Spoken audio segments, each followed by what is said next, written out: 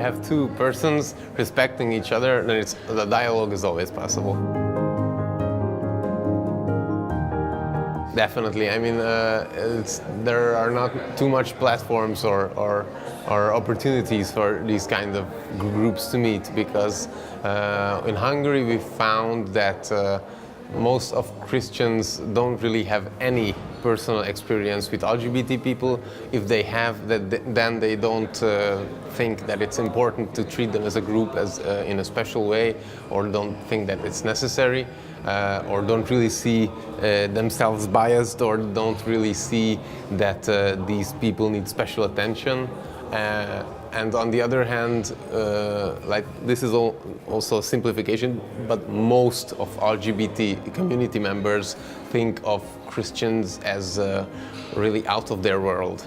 So not really in day-to-day communication or relation with them, and some of them, and most of them think that they're not really allies. They are more like against what they believe in. So it's pretty hard to break down these walls, and this is our ultimate mission. What we would like to do is just to have these people have the opportunity to talk to each other.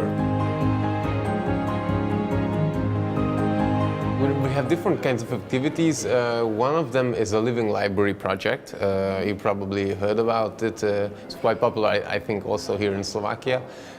We try to make those kinds of believers or even spiritual leaders available to people who think that a pro-gay sentiment and LGBT supporting attitude in the church is important.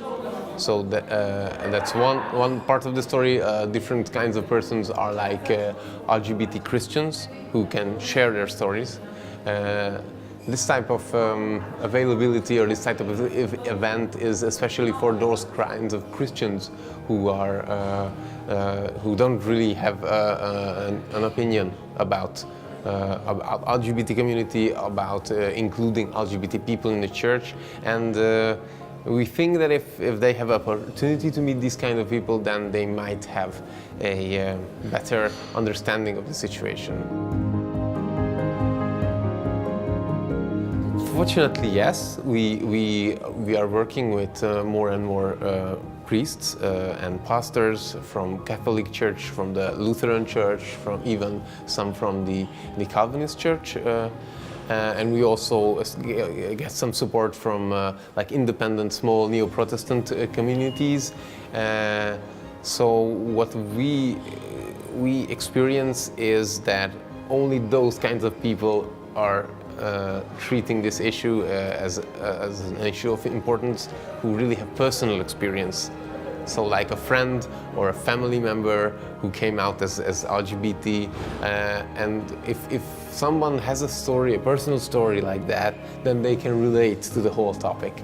Relating to this kind of topic, the LGBT inclusion is very hard if you don't know anybody who has this kind of a problem. If you don't know, there isn't a story that reached you, then it's hard for anyone to identify this as a problem. So we try to make people sensible. We try to deliver these stories. We try to gather people who have distinct stories and put it out in the open if the person agrees.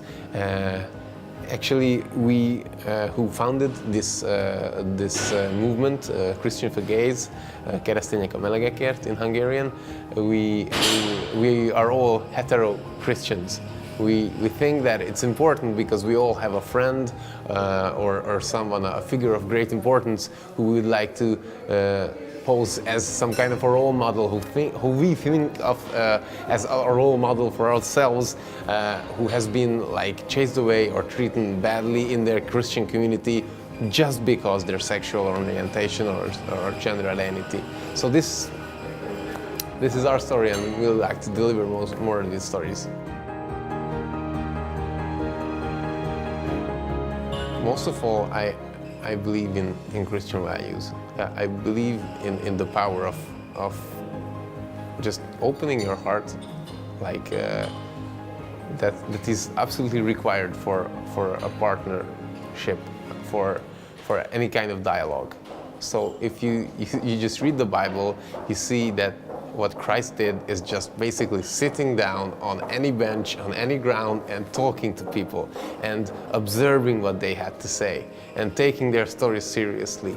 And if each and every one of us just did that, then I think this would be a much more beautiful world.